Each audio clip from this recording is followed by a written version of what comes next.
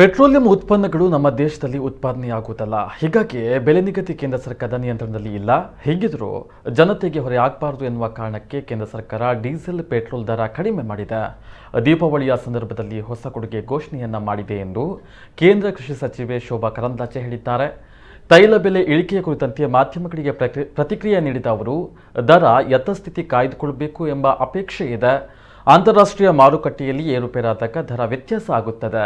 ಕಳೆದ ಹಲವಾರು ವರ್ಷಗಳಿಂದ ಈ ರೀತಿಯಾಗ್ತಾ ಇದೆ. ಕೇವಲ ನಮ್ಮ ಸರ್ಕಾರ ಮಾತ್ರವಲ್ಲ, ಆಯಾಯ ಸರ್ಕಾರಗಳ ಅವಧಿಯಲ್ಲೂ ಹೀಗೆಯೇ ಆಗಿದೆ ಎನ್ನುವುದು ನಮಗೆ ಗೊತ್ತಿದೆ. ದರ ಯಥಾಸ್ಥಿತಿ ಇದ್ದರೆ ಜನರಿಗೆ ಅನುಕೂಲವಾಗುತ್ತದೆ. ಪ್ರಧಾನಿಯವರು ದೇಶಕ್ಕೆ ಒಳ್ಳೆಯ ಕೊಡುಗೆಯನ್ನು ನೀಡಿದ್ದಾರೆ ಎಂದರು. ರಾಜ್ಯದ ಉಪಚುನಾವಣಾ ಫಲಿತಾಂಶಕ್ಕೆ ಪ್ರತಿಕ್ರಿಯೆ ನೀಡಿದ ಅವರು, ಎರಡು ಪಕ್ಷಗಳು ತಲಾ ಒಂದು ಸ್ಥಾನವನ್ನ ಗೆದ್ದಿವೆ. ಪ್ರಜಾತಂತ್ರದಲ್ಲಿ ಜನರ ತೀರ್ಪನ್ನು ನಾವು ಸ್ವಾಗತಿಸಬೇಕು. ಹೋಲಿಕೆ ಮಾಡಲು ಹೋದರೆ ಸಿಂದಗಿಯಲ್ಲಿ ನಾವು ದೊಡ್ಡ ಹಂತದಲ್ಲಿ ಗೆದ್ದಿದ್ದೇವೆ. ಉಪಚುನಾವಣೆಯಲ್ಲಿ ಇಷ್ಟು ದೊಡ್ಡ ಪ್ರಮಾಣದ ಅಂತರ ಸುಲಭದ ವಿಚಾರವಲ್ಲ. ಓರ್ವ ಸಾಮಾನ್ಯ ಅಭ್ಯರ್ಥಿಯನ್ನು ಇಟ್ಟುಕೊಂಡು ಗೆದ್ದಿದ್ದೇವೆ.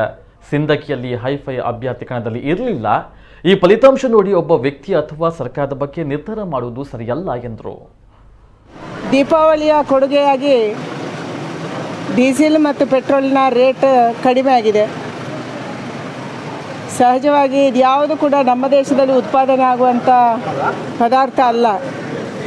ಈ ಕಾರಣಕ್ಕಾಗಿ ನಮ್ಮ ಕಂಟ್ರೋಲಲ್ಲಿ ಯಾವುದೂ ಇರೋದಿಲ್ಲ. ಆದರೂ ಕೂಡ ಇವತ್ತು ಕೇಂದ್ರ ಸರ್ಕಾರ ಡೀಸೆಲ್ ಮತ್ತು ಪೆಟ್ರೋಲ್ನ ರೇಟ್ ಕಡಿಮೆ ಮಾಡುವಂಥ ಒಂದು ಹೊಸ ಕೊಡುಗೆಯನ್ನು ಘೋಷಣೆ ಮಾಡಿದ್ದಾರೆ. ಇದು ಹಾಗೇ ಉಳಿಬೇಕು ಅನ್ನುವಂಥದ್ದು ನಮ್ಮ ಅಪೇಕ್ಷೆ ಇದೆ.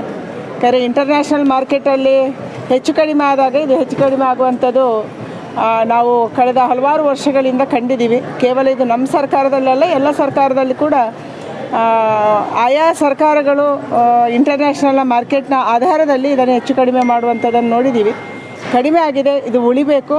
ನಮ್ಮ ಗ್ರಾಹಕರಿಗೆ ಒಳ್ಳೆಯದಾಗಬೇಕು. ಯಾಕಂದರೆ ಈಗಾಗಲೇ ಪೆಟ್ರೋಲ್ ಡೀಸೆಲ್ನ ರೇಟನ್ನು ಆಧರಿಸಿ ಬೇರೆ ಬೇರೆ ಪದಾರ್ಥಗಳ ಬೆಲೆ ಕೂಡ ಏರಿಕೆ ಆಗುವಂಥದ್ದು ನಡೀತಾ ಇದೆ. ಅದು ಬಸ್ಸಿನ ರೇಟ್ ಇರ್ಬೋದು, ಟ್ಯಾಕ್ಸಿ ರೇಟ್ ಇರ್ಬೋದು.